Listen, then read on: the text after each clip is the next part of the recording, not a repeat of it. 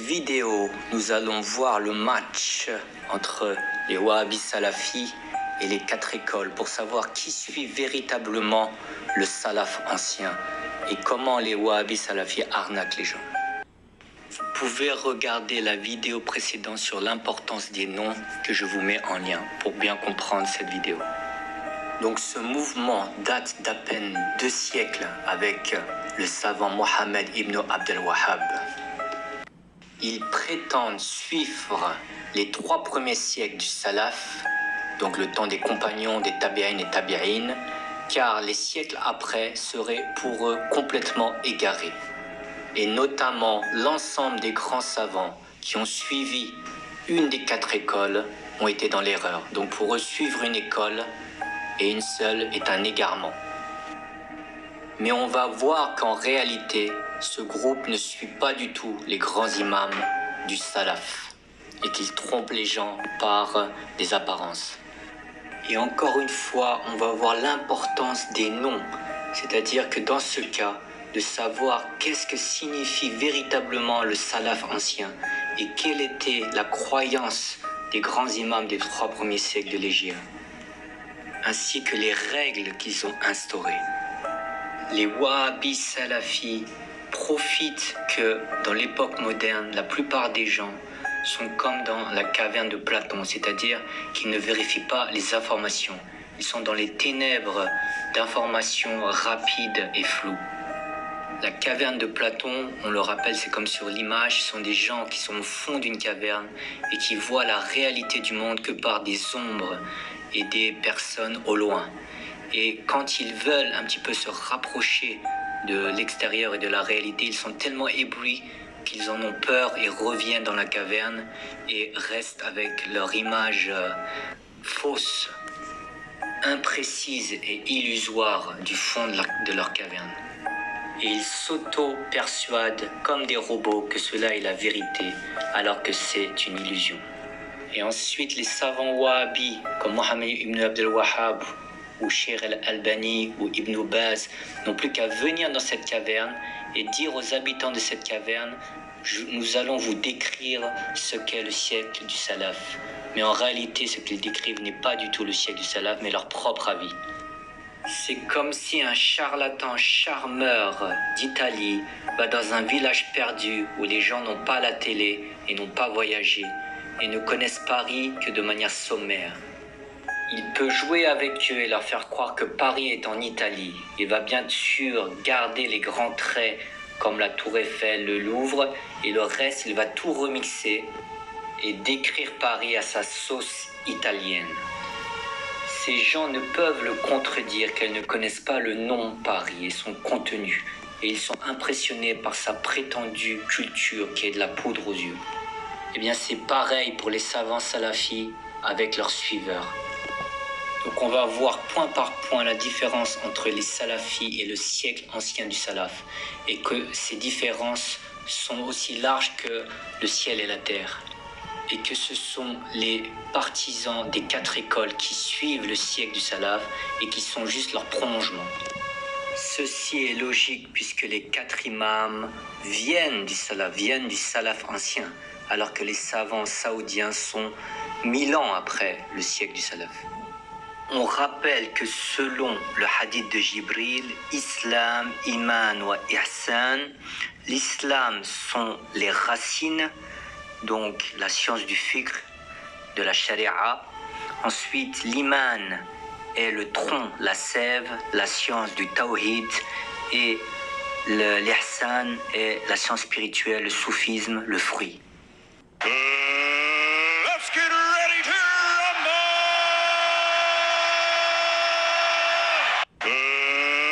Let's get ready to rumble!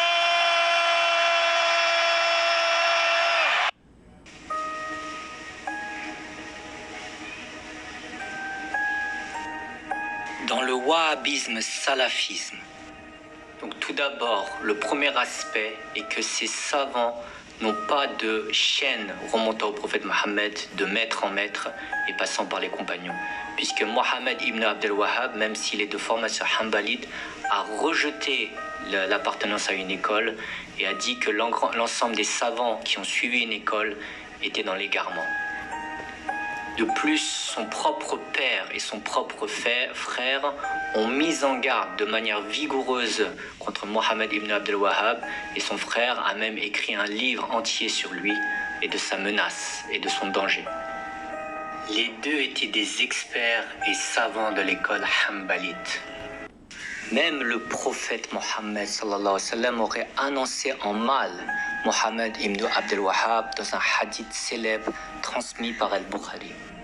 Dans ce hadith, le prophète dit des paroles de bénédiction pour le Yémen et la Syrie. Et les gens lui demandent « Ya Rasulallah, et notre Najd ?» Ça veut dire le Najd arabe, puisqu'il y a deux Najd, un Najd irakien et un Najd en Arabie. Et le prophète sallallahu alayhi wa sallam les a ignorés et a continué les paroles de bénédiction pour le Yémen et la Syrie. Et les gens ont insisté. Le prophète sallallahu alayhi wa sallam répondit alors « Dans cet endroit, il y a des tremblements de terre et des troubles, et de là sortira la corne du diable. » Et effectivement, Mohammed ibn Abdel Wahhab vient du Najd. Et on le répète une dernière fois, ils ont dit « notre Najd » et non pas le Najd. Donc cela peut pas être le Najd irakien, mais c'est le Najd arabe. Ensuite, pour un autre savant qui est le symbole du wahhabisme et du salafisme, le grand revivificateur prétendu des salafis, celui qu'on appelle Nasr ad-Din al-Albani, lui est encore pire, puisque tout le monde sait qu'il a appris à un âge avancé la science à la bibliothèque. Donc il a réuni les Sahih Bukhari et Muslim et il s'est formé lui-même sans aucun maître. Donc cela n'a aucun sens. Donc par cela montre que le groupe salafi ne suit pas le salaf, car il est évident que le salaf ancien n'accepte pas du tout un savant qui n'a pas reçu par voie orale et par un shir certifié. Donc par exemple, l'imam Shafi'i a dit « Oh mon frère, tu ne pourras jamais acquérir la science sans ces 6 choses. L'intelligence, le désir, la pauvreté, le séjour et la tutelle d'un maître, donc le suivi d'un maître, ainsi qu'une longue période régulière d'études sous sa direction. » Donc c'est une phrase citée dans le livre Adab al-Irtilaf, page 142-143, et qui est un poème de l'imam Shafi'i très très connu et qui montre un peu l'état d'esprit du salaf sur la question. L'imam Malik, pareil, toujours dans le livre Adab al-Irtilaf, page 145, du savant irakien Taha Jabir al-Alwani, il dit: on a questionné l'imam Malik sur le fait que la connaissance puisse être acquise auprès d'un homme qui ne s'est pas assis en compagnie des savants et qui au contraire s'est uniquement contenté de livres. Il a répondu par la négativité et a dit: la science ne doit être acquise auprès de celui qui a mémorisé, qui a accompagné les savants, qui a pratiqué sa connaissance et qui possède en lui la piété. Pareil pour l'imam al-Awza'i, donc le grand imam al-Awza'i qui avait une école aussi, donc il n'y avait pas que les 4 écoles, mais il y en avait à peu près une dizaine. Et ce grand savant mujtahid a dit dans le même livre Taqidul Ilm, dans un autre livre Taqidul Ilm, il dit: la science était sublime aussi longtemps qu'elle était obtenue de la bouche des savants, mais quand elle s'est retrouvée dans les livres, son nour, sa lumière a disparu. Donc fin de citation. Donc pour la période du salaf ancien, c'est une évidence que l'ensemble des grands chouyours ont tous appris auprès d'un grand shir qui remonte de shir en shir jusqu'à un compagnon, jusqu'au prophète Mohammed sallallahu alayhi wa sallam. Pour le shir le plus ancien parmi les 4 imams, Sayyidina Abu Hanifa al-Agré, il y a entre lui et Abdallah ibn Mas'ud, le grand compagnon, 3 shirs, et jusqu'au prophète Mohammed sallallahu alayhi wa sallam. Et l'imam Malik avait plus de 500 shirs et sa chaîne principale remonte à Abdallah ibn Omar par Nafi'. Et aussi il a une chaîne qui remonte à Sayyidat Aïcha al-Agré et aussi une chaîne qui remonte à Sayyidina Ali Karama Wajhu par le grand imam Jafar al-Sadiq. Ensuite l'imam Shafi'i est l'élève direct de l'imam Malik anhu, et aussi il a appris avec Mohammed Shaybani qui est un élève de Abu Hanifa. Donc il n'y a pas d'autodidacte dans le siècle du salaf, cela n'existe pas. Et enfin l'imam Ahmed est l'élève de l'imam Shafi'i. Donc cela montre que quand on ne connaît pas les noms, quand on ne connaît pas le contenu du salaf, Donc quand on ne connaît pas ce qu'est véritablement le siècle du salaf, on croit et on peut nous faire croire n'importe quoi. Comme les wahhabis salafis et le shir albani qui veulent nous faire croire qu'on peut devenir le plus grand shir de son temps tout en ayant appris à la bibliothèque sans un shir. Et ce sont les savants des 4 écoles qui sont en adéquation avec les grands savants du salaf ancien, puisque si l'on veut étudier avec un savant des 4 écoles, il doit nous montrer sa chaîne de maître en maître, environ une 40aine de maîtres et de cheikhs, jusqu'au prophète Mohammed sallallahu alayhi wa sallam, en passant par un des 4 imams, puis les compagnons.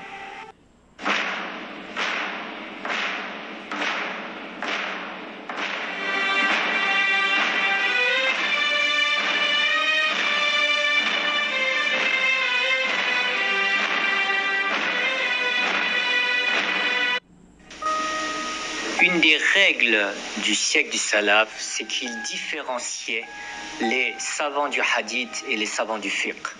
Donc certains savants avaient les deux, donc à la fois le fiqh et le hadith, comme l'imam Malik, l'imam Ibn Hanbal, l'imam Shafi'i aussi. Mais dans la plupart des temps, l'imam du hadith qui n'a pas de fiqh doit suivre un savant du fiqh, car il est trop faible pour émettre lui-même des fatwas ou pour comprendre ou faire le tri dans ses hadiths. Donc déjà, définir ce qu'est un savant du hadith par rapport à un savant du fiqh. Donc un savant du hadith, c'est comme les 6 livres authentiques comme Al-Bukhari, Muslim. Ce sont des savants qui connaissent les chaînes de transmission. Et si le hadith a été dit par le prophète sallallahu alayhi wa sallam, donc, et qui catégorise le hadith selon sahih, bon, un hadith authentique, bon, faible, etc., comme vous le savez. Mais ce savant du hadith, comme Al-Bukhari ou Muslim, ne peuvent faire le tri dans le hadith et ne peuvent émettre de fatwa, car ils connaissent seulement la chaîne de transmission et les hadiths, mais n'arrivent pas à faire le lien entre les hadiths pour pouvoir émettre une fatwa qui demande une intelligence supérieure et qui demande une coordination et une connaissance bien supérieure, que ce soit dans l'histoire du prophète sallallahu alayhi wa sallam et dans tous les domaines. Et le savant du fiqh est celui qui a la maîtrise et l'intelligence pour coordonner l'ensemble. Il fait le lien entre le Coran, la Sunna, et il devient ainsi un mujtahid mutlaq, ça veut dire un savant qui peut interpréter librement le Coran et la Sunna. Donc il arrive à lier l'ensemble. Alors que le savant du hadith est plus vertical, plus raide, et il n'arrive pas à lier, il n'a pas l'intelligence pour lier le tout. À noter que le niveau de mujtahid mutlaq est très rare. Il n'y en avait qu'une vingtaine du temps des compagnons et ensuite quelques dizaines du temps des suivants, jusqu'aux 4 imams qui ont atteint aussi ce niveau.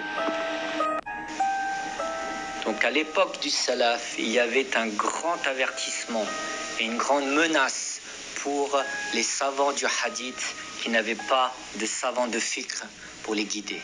Donc par exemple, l'imam Shafi'i a dit: vous les savants du hadith, vous êtes les pharmaciens, et nous les savants du fiqh, nous sommes les médecins.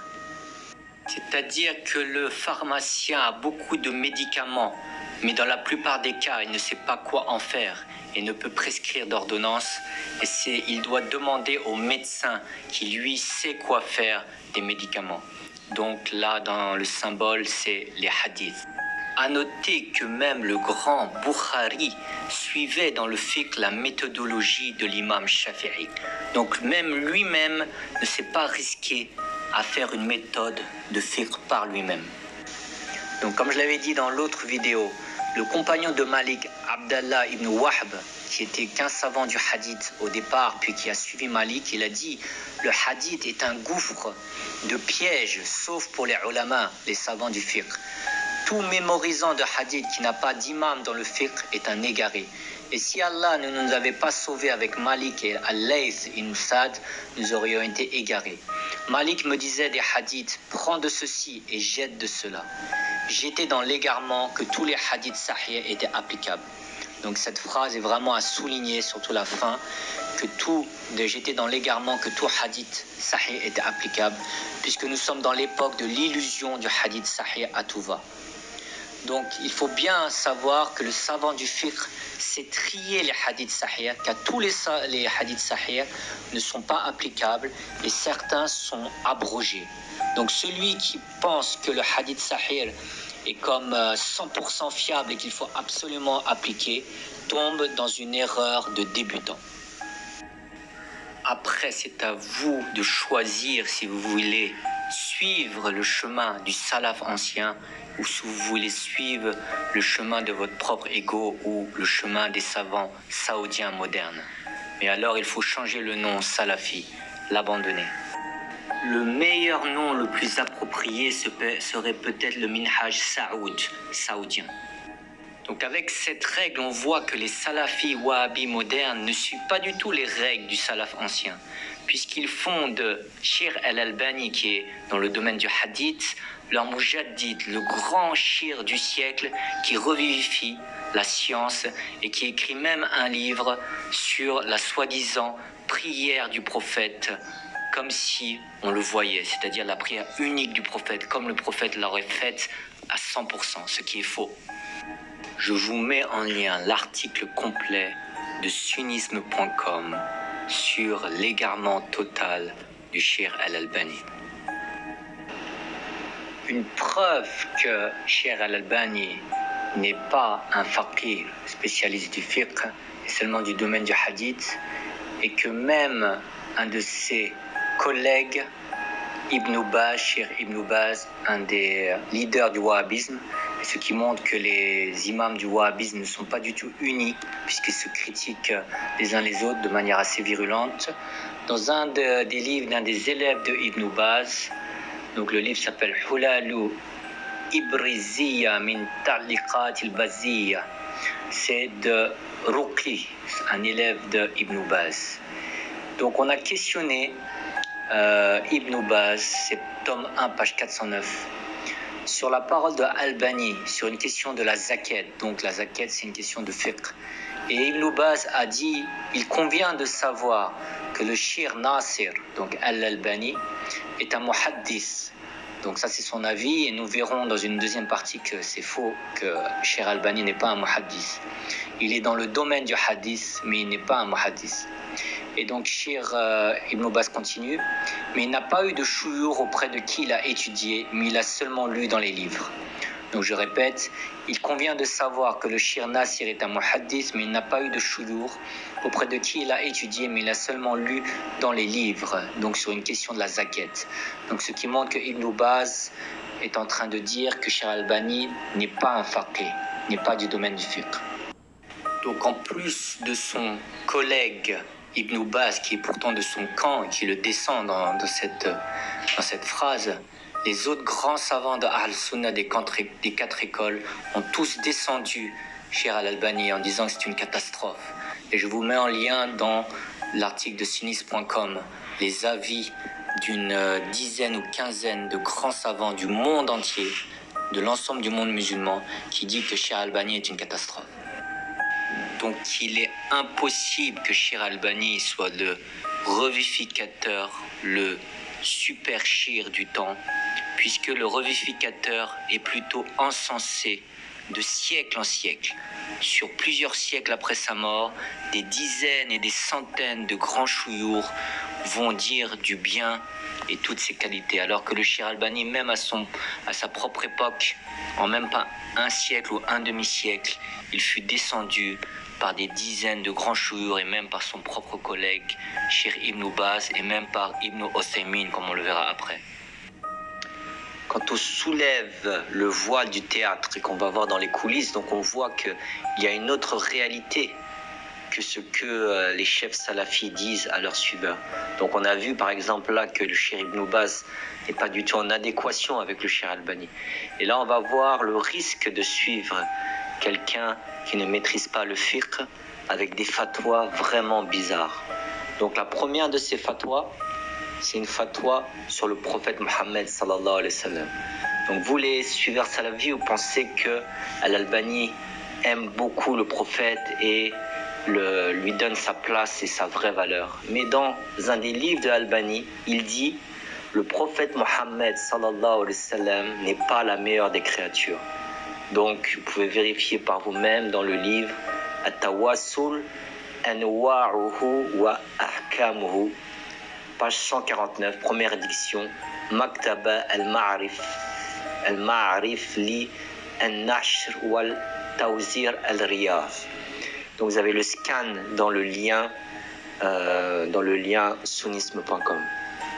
Donc là on voit le vrai visage de Al-Albani qui dit que le prophète n'est pas la meilleure des créatures sallallahu alayhi wa sallam. Une autre fatwa très bizarre qui est dans le livre Tamam al-Minnah al-Albani, page 418, la 5e édition de Darul al-Riyah al-Riyad. Le Cheikh al-Albani dit, donc alors, attention, tenez-vous bien, la masturbation pendant le mois de Ramadan n'annule pas le jeûne. Donc là, vous avez bien entendu, restez bien sur votre chaise. Donc voilà, c'est sans commentaire. Si vous dites que là, c'est le grand revivificateur de son temps, je sais pas, on n'a pas les mêmes critères là, c'est assez difficile. Et enfin, the fatwa, la fatwa, qui est célèbre, mais plutôt en dehors des cercles salafis, parce qu'ils le cachent, c'est la fatwa du téton. Donc on peut écouter le Cheikh al-Albani.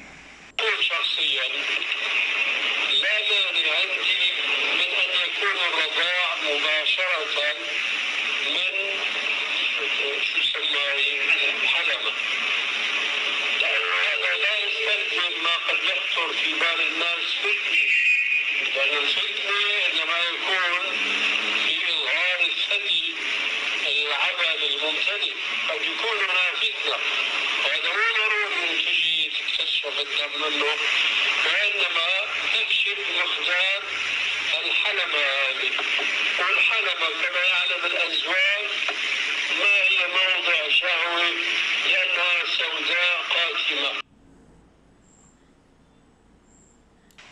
Cette fatwa est vraiment choquante et laisse sans voix. J'espère que maintenant vous comprenez pourquoi les grands imams des 4 écoles disent que Cheikh Albani n'est pas du tout le revivificateur du siècle et mène même à l'égarement. Et on verra par la suite qu'il n'est même pas un muhaddith. Et encore une fois, les vainqueurs pour suivre le salaf ancien sont les imams des 4 écoles. Donc dans l'organisation des 4 écoles, les savants du hadith ne peuvent pas faire de fatwa et il faut absolument être un savant du fiqh comme la tradition du salaf ancien. Donc il faut faire de longues années d'études sous la compagnie d'un shir qui a une chaîne qui remonte aux 4 imams par une chaîne de 40 grands chouyours. Et ensuite, au bout de ces longues années, on devient un faqih, un savant du fiqh. Et même après ces longues années, on ne peut pas faire de fatwa qui va à l'encontre du consensus de 1000 ans des grands savants de la tradition sunnite. Donc c'est un château fort impénétrable. Le Cheikh Albani ne peut pas entrer.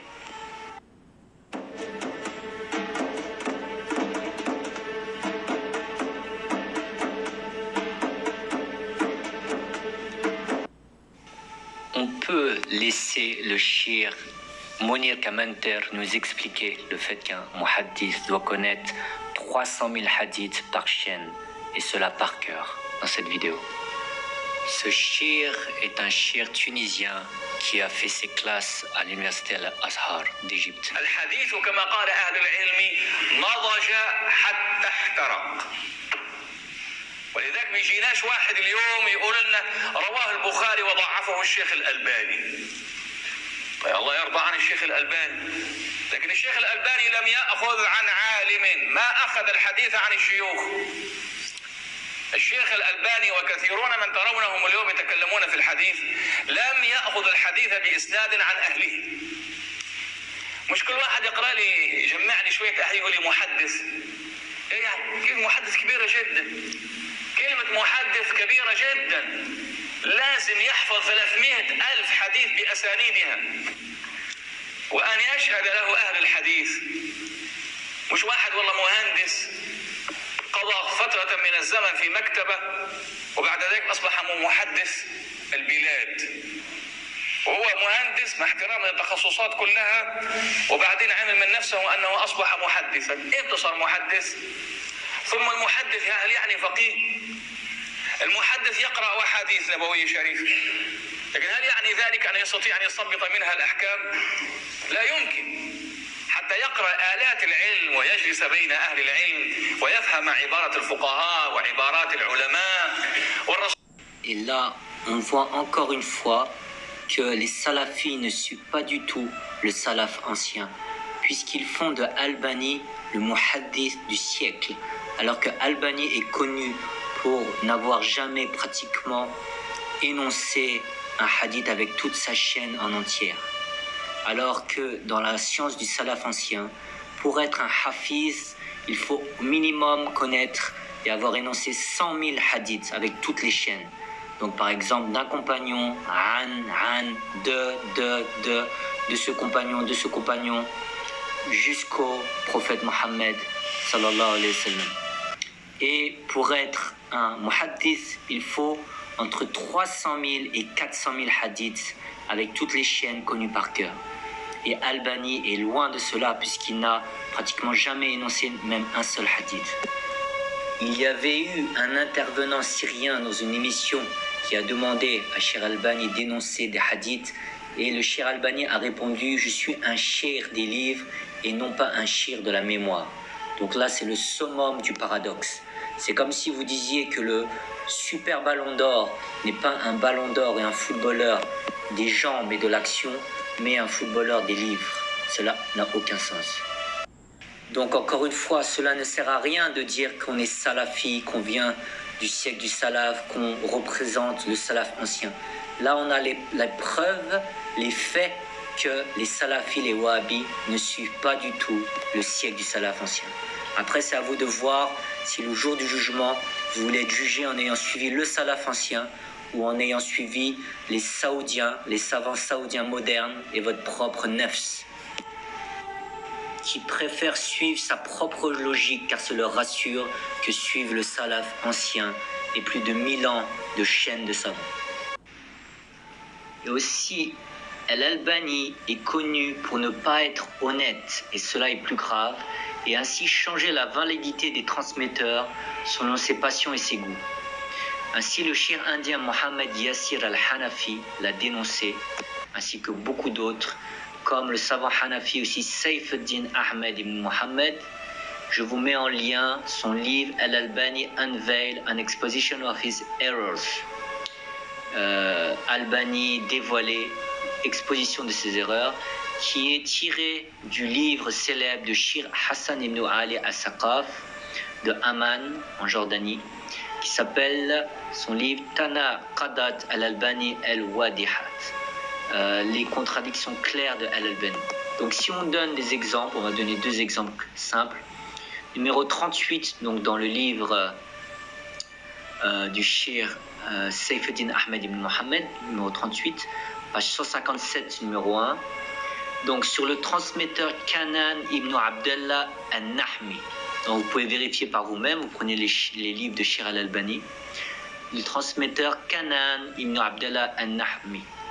Al-Albani dit dans son livre Sahiha, numéro 3, donc chapitre 3, ligne 481, Kanan est considéré comme bon, car il est attesté ainsi par Ibn Ma'in. Mais Albani se contredit lui-même en disant qu'il y a des faiblesses dans Kanan, dans Da'ifa, comme chapitre 4 et 282, numéro 282. Donc quand ça l'arrange, Kanan est bon, et quand ça l'arrange pas, Kanan a des faiblesses. Donc c'est clairement de la malhonnêteté. Ensuite, numéro 39, page 158, numéro 2 du même livre, sur le transmetteur Maja'a ibn al-Zubayr. Al-Albani affaiblit Maja'a dans le livre Irwa al-Ghalil, chapitre 3, 242, numéro 242, en disant c'est une chaîne faible car Ahmed a dit qu'il n'y a rien de bon avec Majaa. Et Daraqutni l'a affaibli. Donc Majaa ibn al-Zubayr. Et Albani ensuite fait une contradiction dans son Sahiha, chapitre 1, numéro 613, en disant « Ces hommes, les transmetteurs, sont en confiance, sauf Majaa qui est un bon transmetteur de hadith. » Donc mieux que ceux qui sont de confiance.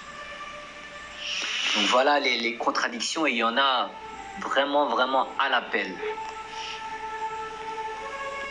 Vous allez sûrement me dire que ces imams sont des 4 écoles, que ce sont les rivaux du Cheikh Al-Albani, qui est un héros, qui résiste contre ses ennemis.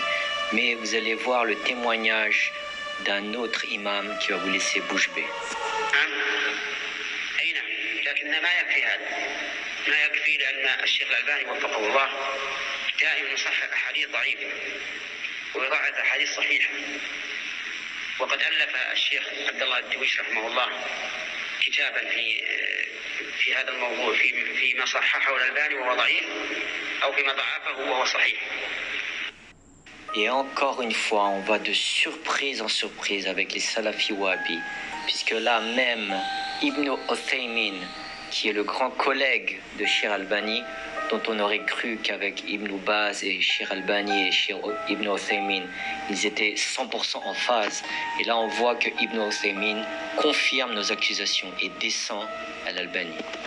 J'espère maintenant que vous avez compris que Albani n'est pas du tout le Superman, le revivificateur de l'époque. Et que vous avez abandonné l'idée qu'il aurait trouvé la prière, formule magique du prophète sallallahu alayhi wa sallam, la prière unique qu'aurait fait le prophète. Et il l'aurait trouvé 1400 ans après le prophète sallallahu alayhi wa sallam, et alors que 1000 années des plus grands savants ne l'auraient pas trouvé. C'est complètement absurde. Les salafis sont encore en contradiction avec le salaf ancien, puisqu'ils pensent qu'il y a une seule manière de faire, alors qu'on sait que les compagnons avaient des approches différentes et que le prophète sallallahu alayhi wa sallam a fait de manière différente pour ne pas avoir une méthode rigide, car sa méthode est faite pour l'humanité entière et le monde entier. Des différences infimes et légères entre les compagnons, par exemple sur la position des bras lors de la prière ou le lever des mains par exemple. Mais imaginons que Albani avait raison et que le prophète sallallahu alayhi wa sallam n'a fait que d'une seule manière. Tout simplement, c'est impossible si on y réfléchit. Déjà, la mission du prophète sallallahu alayhi wa sallam n'a pas duré 6 mois ou 1 an. Elle a duré 22 années, 22 très longues années. Ensuite, la communauté du prophète sallallahu alayhi wa sallam n'était pas très nombreuse en nombre. À peine 150 000, 200 000 compagnons en tout. Ils n'étaient pas des millions ou des milliards. Et aussi, ils étaient sur une surface très restreinte. Ils n'étaient pas l'un aux États-Unis et l'autre à la Mecque. Ils étaient tous en Arabie, de la Mecque à la Médine environ. Et aussi, la prière n'était pas faite en individuel, en secret, où on devait espionner le prophète sallallahu alayhi wa sallam. Non, elle était en public, en groupe. Et pas une fois par mois, non, 5 fois par jour. Donc la prière était totalement visible. Donc imaginez les mêmes gestes de prière 5 fois par jour pendant 22 années sur des gestes très simples, puisque les gestes de la prière sont mécaniques et ne sont pas des gestes comme le pas de danse de Michael Jackson ou les dribbles de Lionel Messi, des gestes incompréhensibles. Ce sont des gestes très faciles à retenir et à photographier intérieurement. Donc si j'exagère, en 1 mois, je retiens l'ensemble des gestes, puisque c'est toujours la même manière de faire. Et même si je pars en voyage et quand je reviens, le prophète sallallahu alayhi wa sallam aurait fait de la même manière. Donc comme ça, de mois en mois, d'année en année, sur 22 années. Et vous pensez vraiment que si ça avait été le cas, les compagnons auraient eu des différences dans la manière de prier et ensuite les auraient transmis aux suivants, puis aux suivants des suivants, les 4 imams? Dans ce cas, cela signifie que les compagnons étaient myopes ou alors qu'ils avaient un niveau de transmission vraiment bas, digne de concierge. Et cela, c'est impossible, puisque c'était les meilleurs hommes de la communauté musulmane de l'histoire. Donc la réalité est que, comme l'a dit l'imam Suyuti, le prophète sallam a fait de manière différente pour ne pas qu'il ait une méthode rigide et qu'on se fixe trop sur la forme comme l'ont fait les enfants d'Israël et surtout les rabbins. La méthode du prophète devait être pour le monde entier, pour s'adapter à tous les peuples, donc être très souple, car le prophète sallam est le seul prophète à être venu pour l'humanité entière. Donc encore une fois, je le répète, si vous voulez suivre le salaf ancien, suivez les 4 écoles, car Malik par exemple a vu Nafi prier, qui a vu le compagnon Abdallah ibn Omar prier. Et Abdallah ibn Omar a vu bien sûr le prophète sallallahu alayhi wa sallam prier directement. Et le prophète sallallahu alayhi wa sallam a dit « Priez comme vous m'avez vu prier ». Et non pas comment vous avez étudié ma prière, comme l'aurait fait Albani 1000 ans après la venue du prophète sallallahu alayhi wa sallam dans une bibliothèque, sans avoir jamais vu ni un compagnon, ni un suivant. Au contraire, les 4 imams ont une expérience directe de la prière du prophète sallallahu alayhi wa sallam en ayant vu un suivant qui a vu un compagnon du prophète sallallahu alayhi wa sallam. Et ensuite, Abu Hanifa a entre lui et Abdallah ibn Mas'ud 3 chouyours. Donc Abu Hanifa est la méthode de l'Irak, la méthode d'Abdallah ibn Mas'ud. Donc cela exprime en fait les différences entre les compagnons. Donc les 4 imams, les 4 écoles sont en phase totale avec le salaf ancien, au contraire des wahhabis. Dans la prochaine vidéo, nous continuerons le match entre les wahhabis et les 4 écoles à propos de l'innovation pour savoir qui se rapproche de l'esprit du salaf ancien. Donc qu'est-ce que pensait le salaf ancien des 3 premiers siècles sur l'innovation? Est-ce que c'était plus proche des salafis wahhabis qui voient le feu pour tous ceux qui feraient une innovation nouvelle? Ou est-ce que le salaf ancien était plus proche de l'approche des 4 écoles qui ont une vision de l'innovation plus subtile, avec notamment la distinction entre mauvaise innovation et bonne innovation? Donc nous verrons dans la prochaine vidéo cette question.